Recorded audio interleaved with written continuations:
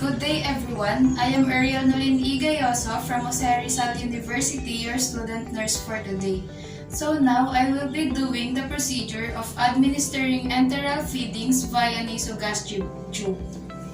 The purpose of this is to deliver nutritional requirements directly to gastrointestinal tract for those persons who cannot ingest those foods orally. Before doing the procedure, I will first check the physician's order for the time, type, and amount of feedings. This is to ensure that we will give an accurate amount, type, and time of feedings to the patient as the physician's order. After that, I will wash my hands to prevent the spread of microorganisms.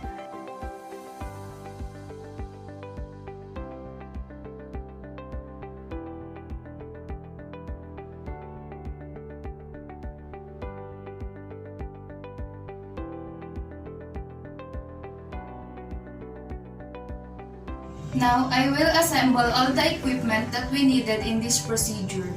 The prescribed solution, 10 to 20 ml for infant and 5 to 10 ml for neonate, the glass with calibration, the water or sterile water, small towel, stethoscope, nasogastric tube, the 50 ml syringe, 3 ml, and also the 5 ml syringe. It will also be needed the lubricant, marker, and then the micropore. This is to ensure the smooth flow of the procedure and those equipment can easily get while doing the procedure. Next, I will identify the client. Ma'am, are you the parent of baby Kali? Yes. Identifying client is to ensure that we will administer enteral feedings to the accurate client. Now, I will bring the equipment to the bedside and explain the procedure to the client. Since our client is a baby, I will explain the procedure to his parents. Bringing the equipment to the bedside can save the time of the nurse. Now, I will inspect and palpate the patient's abdomen.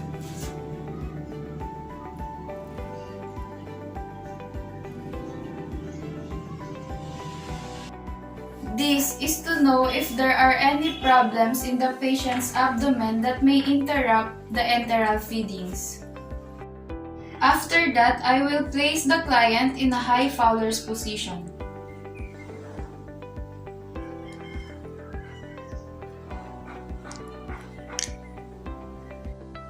This allows the nasogastric tubes to pass more easily through nasopharynx and into the stomach. Now, I will spread the small towel across the child's chest.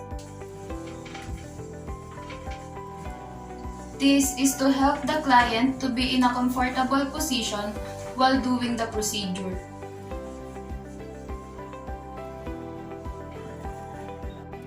Now, I will insert the nasogastric tube. But first, I will inspect for the nostrils of the patient and check which one is clear. Before I insert the nasogastric tube to the patient, I will first measure the size. So I will measure it from the tip of the nose to the earlobes and then down to the halfway of lower button of breastbone and belly button. Now, I will put a red mark on the nasogastric tube that I will insert to the nose of the client.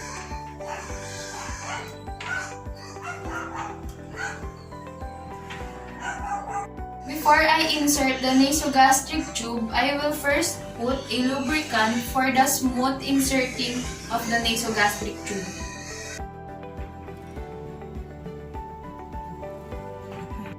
After that, I will insert the nasogastric tube to the nose of the patient. I will push it gently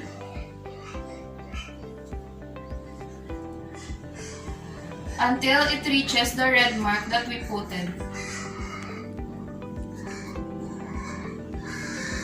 If your baby is crying or will cough while you are inserting a nasogastric tube, give him a pacifier to calm.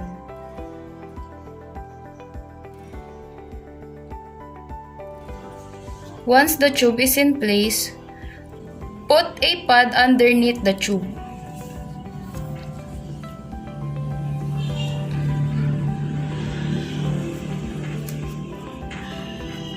And gently tape the NGT tube to your child's cheek.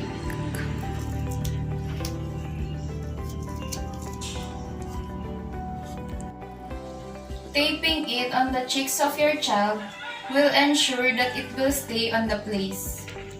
Now I will attach the syringe to the tip of the NGT.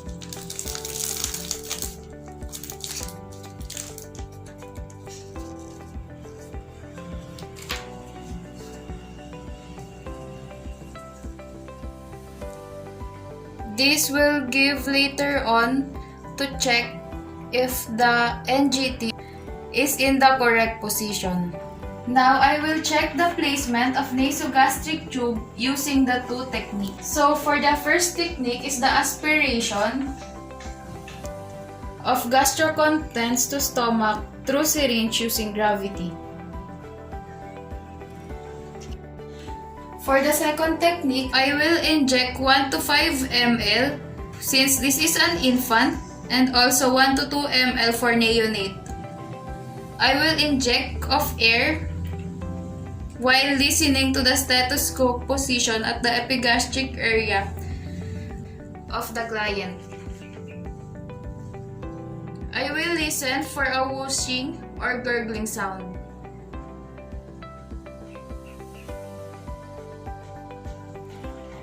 Checking the placement of the NGT to the client will ensure that it is in the accurate position in the stomach. There are times that the NGT enters the lungs. If we put some liquid to the lungs, we may put the child to some serious condition. The child may look bluish skin or cyanosis. Now I will initiate intermittent feeding. I will pinch proximal end to the feeding tube.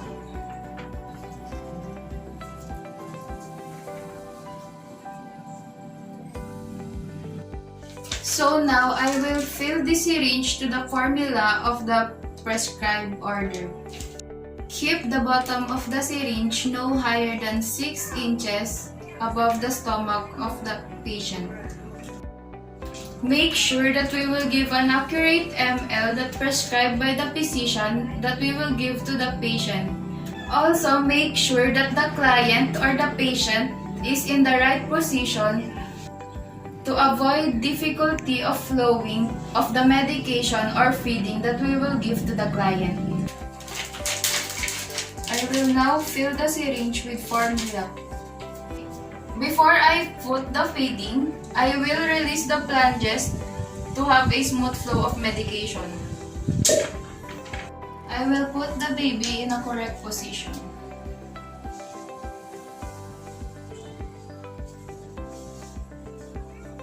I will insert the syringe to the tip of the nasogastric tube.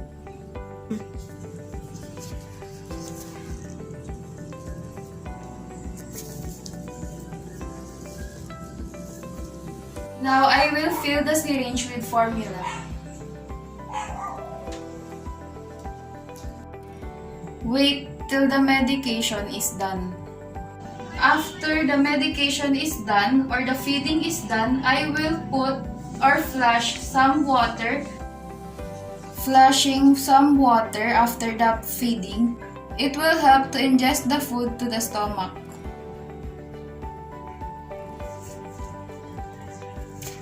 After the feeding and putting some water, cover the end of the tube with plug or clamp.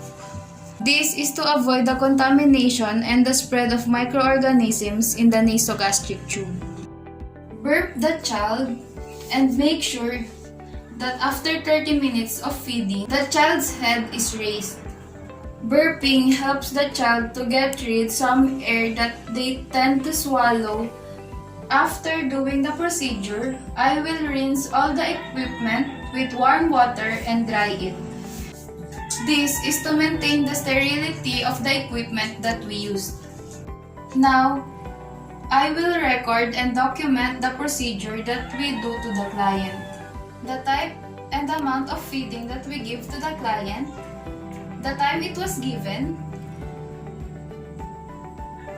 the amount of additional water given, and also the patient's tolerance during the procedure.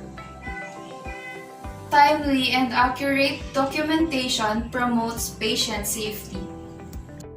And lastly, I will monitor the breath sounds, the bowel sounds, the gastric distension, diarrhea, constipation, intake and output, daily weight, and also the serum chemistry of the patient. This is to know if the baby has any problems that experiencing.